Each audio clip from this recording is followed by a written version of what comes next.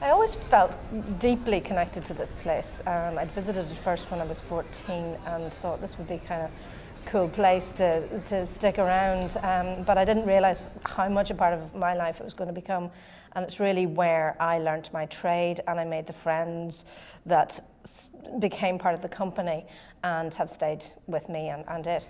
I had a great affection for the old players, which was in number 3 Front Square, and in a way it was ours. We could do what we liked with it, and the impressive and wonderful facility that is the Samuel Beckett Centre, of course, didn't exist, and it offers so much to people coming in either as students or as people who are just trying their hand out at the black arts of drama. It's brilliant to have a space which is yours where you can create without anybody telling you what to do. It's also very important to have that structure and that support that an academic course can give. So I think the really nice thing is now players and the drama degree are in the same space and they can talk to each other. The studio above the Samuel Beckett is one of my favourite rehearsal spaces, partly because it's so much light.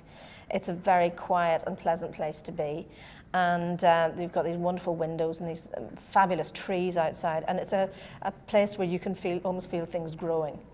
And you know eventually you'll have to go into a black, hot and sort of terrifying place, which is the theatre, so a calm space, a tranquil environment is very, very helpful. Wives then. A wife washed up on the shore yesterday.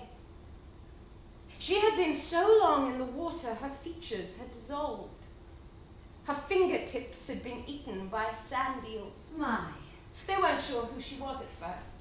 She'd no distinguishing features. But then again, she never did.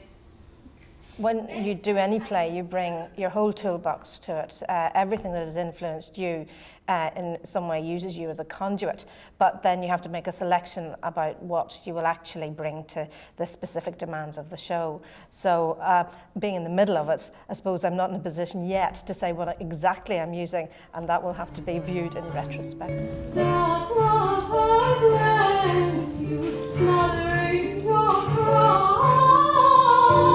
I'd like to thank him. Should Thank him. I'd like to thank him for all the thank him. I think working on Phaedra has been one of the most exciting things I've ever done because there's so many elements. There's music, there's a very fine script by Hilary Fannin, there's a company of actors which I think anyone would envy, and bringing all these things together is what I started off wanting to do even though I didn't know it.